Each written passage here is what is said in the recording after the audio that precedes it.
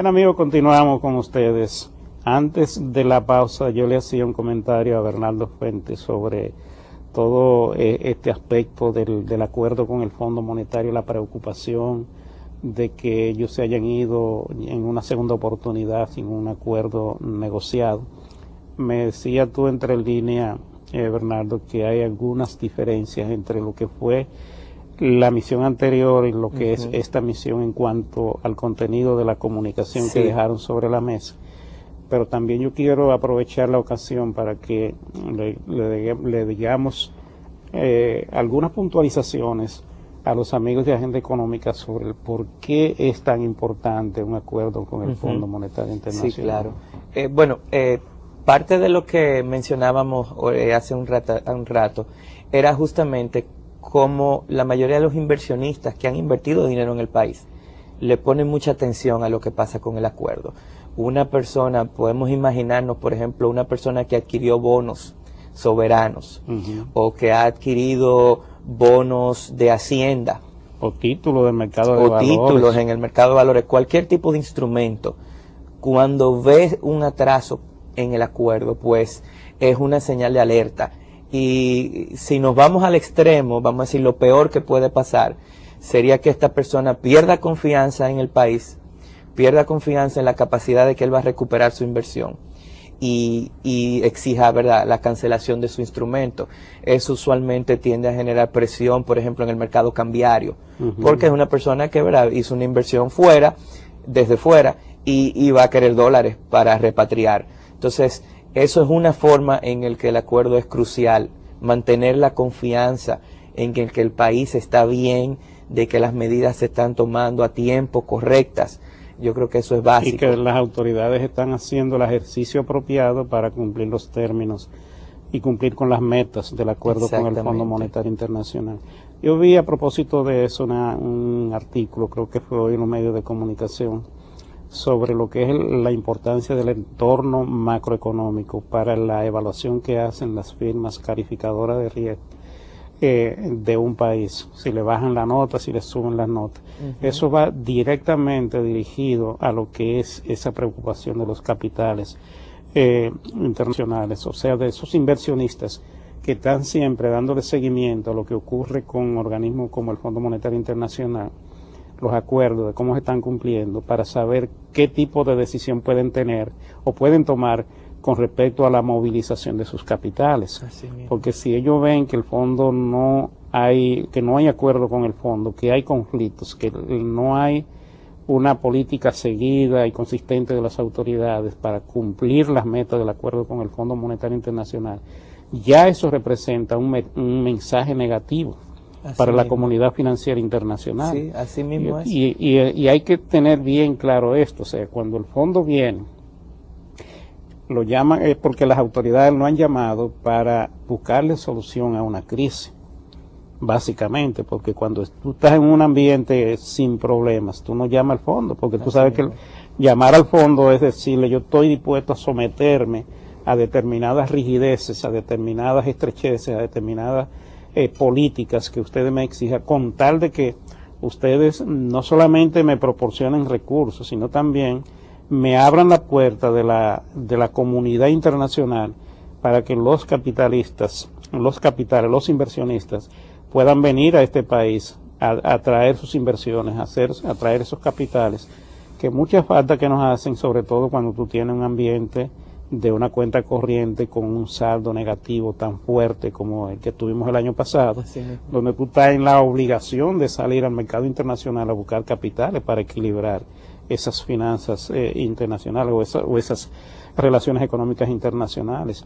Entonces, en la medida en que tú estás bien con el fondo, de que los inversionistas ven que se está cumpliendo y que se está progresando en el acuerdo con el fondo, eso te va abriendo las puertas internacionales, te va mejorando tu calidad como país usuario del crédito internacional y te dando las oportunidades que tú necesitas, y por eso es que el fondo es tan importante. Sí, en la coyuntura actual, que era algo importante de notar, en la coyuntura actual es crucial, porque es que el presupuesto del 2011 contempla una colocación de unos 500 millones de dólares de bonos soberanos. Y eso estaba pautado justamente para la primera mitad del año. Y francamente sería casi imposible que el gobierno pueda lograr esa colocación de bonos soberanos si no se logra poner en orden las cosas con el fondo. Entonces es un aspecto especial y coyuntural ahí que hay que resolver, definitivamente. Yo me acuerdo, Bernardo, cuando se iba a hacer este acuerdo con el Fondo Monetario, nosotros en este programa, en varias oportunidades, sugerimos a las autoridades que se adelantaran las diligencias para que se llegara a un acuerdo con el Fondo Monetario Internacional. Habían algunos funcionarios, especialmente el ministro de Hacienda, que en lugar de estar haciendo las diligencias apropiadas para llegar al acuerdo, lo que hacía era tener un discurso agresivo, un discurso fuerte, negándose a someterse a los dictámenes del Fondo Monetario Internacional. Yo recuerdo unas declaraciones donde él decía que a los Estados Unidos que firmara acuerdo con el fondo. No sé si usted las recuerda. Sí. Entonces, ¿qué tuvieron que hacer? Cuando fueron a buscar capitales o a buscar recursos en el mercado internacional, el Banco Mundial le dijo que no, que tenían que tener un acuerdo. El Banco Interamericano le dijo que no, que tenían que tener un acuerdo. Y se le cerraron la puerta. Se perdió tiempo. De los organismos internacionales. Se perdió muchísimo tiempo. Un tiempo crucial. Porque el acuerdo vino a finales del 2009. Sí. Cuando debió haberse firmado tal vez 6 meses antes, que tú pudiste haber aprovechado ese tiempo para hacer los arreglos, los ajustes y las correcciones del lugar y poner la economía a recuperarse lo más pronto posible. Y el acuerdo hubiera sido menos difícil de manejar, porque la situación hubiera sido menos complicada. No se hubiera deteriorado tanto, Entonces, ahí es donde está la ventaja de tú tener una idea clara, una línea clara con respecto a lo que tú tienes que hacer como país frente a un organismo como el Fondo Monetario Internacional, en condiciones como la que tú tienes ahora. Por eso es que este es un asunto tan preocupante, y por eso es que uno desea que la gente lo entienda, porque uno en estos programas tiene la obligación de enfocar estos temas y orientar para que la gente sepa, incluso para que aquellas organizaciones, aquellos partidos políticos, aquella parte de la población que vive un poco indiferente a esta temática, le ponga más atención. Porque es que uno no puede vivir ajeno a esta realidad. Así mismo. Porque es que te choca, es que te golpea. A ti como consumidor, como persona que está viviendo de un salario, la situación cuando se complica, tú recibes el golpe, y tal vez más que cualquier otro, porque en un ambiente donde se te dé una situación de choque externo con inflación, lo que más sufre es el ingreso tuyo. Sí, la gente tiene que entender eso, de que el fondo y el acuerdo y lo que el gobierno se plantea hacer bajo ese acuerdo con el fondo les impacta en su bolsillo directamente. Actualmente la estrategia, por ejemplo, a grandes rasgos de las autoridades es tratar de frenar un poco el crecimiento económico, porque fue 7.8 según los datos del Banco Central.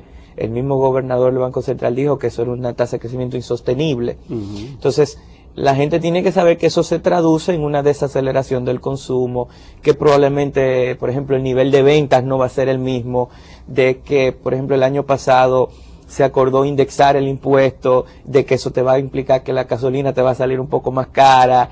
Todo eso es impacto directo sobre el bolsillo. Los mismos cambios en la política monetaria, con una tasa de interés más elevada. Tasa de interés con tendencia alcista, le impacta a las personas, y a veces cuando ven en la prensa, ¿no?, que el fondo, dicen, bueno, y lo descartan. Pero es algo que tiene su impacto. Yo quería aprovechar quizás, si se puede, para hacer unos comentarios sobre el último comunicado que el fondo publicó, o sea, la misión del fondo que salió en esta semana del país, emitió un comunicado que, si bien es cierto, tenía muchas cosas en común con el anterior, en el sentido de que no hay una definición clara de cuándo se va a concluir esa quinta revisión, también tenía dos aspectos básicos que me parece diferenciaban un poco con el anterior. Y lo primero es, yo creo que este comunicado es un poco más explícito en cuanto a las discusiones que se están teniendo con las autoridades. El anterior decía, bueno, que había ciertos aspectos que había que analizar. Aquí se entró un poco más en detalle. Se puntualizó sobre dónde es que está el problema. Y a grandes rasgos, yo creo que lo que se pudiera afirmar es que, y el fondo lo dice, las autoridades están pidiendo un cambio en las metas. Las autoridades están diciendo que, dado que hay mayores precios del petróleo, pues hay que revisar algunas de las metas. Hay una meta que es muy obvia, que es la meta de reducción del déficit fiscal, que entiendo que probablemente es lo que las autoridades están pidiendo. Mira, se habían comprometido con reducir el déficit de 43.000 millones a 33.000 en el 2011. Entonces probablemente esa meta de 33, que es la que está en el presupuesto, se está pidiendo que sea un poco más alta. Sí, sí, la discusión se centra ahí, basado en el choque externo básicamente, y en el precio de referencia que se tomó para hacer los cálculos de petróleo, sí, que ya está muy superado. Como 20 dólares casi por encima de lo que se esperaba. Eso obviamente le da a las autoridades los argumentos para entrar en una discusión con el Fondo Monetario de esa naturaleza, de flexibilizar un poco. Sí. Alguien decía que ambos están tratando de flexibilizar. Las autoridades porque se flexibilizan la meta y el fondo porque se flexibilizan los precios. Entonces, sí. Venimos en breve. Banco León presenta Agenda Económica Global. En el plano internacional, la Agenda Económica Global de hoy informa que el director gerente del FMI, Dominic Strauss-Kahn, advirtió que varias economías latinoamericanas enfrentan el riesgo de burbujas de crédito. El crecimiento en la mayoría de las economías latinoamericanas ahora ha regresado al potencial o por encima, y en muchas de ellas hay señales preocupantes de recalentamiento, manifestó el responsable del FMI. Banco León presentó Agenda Económica Global.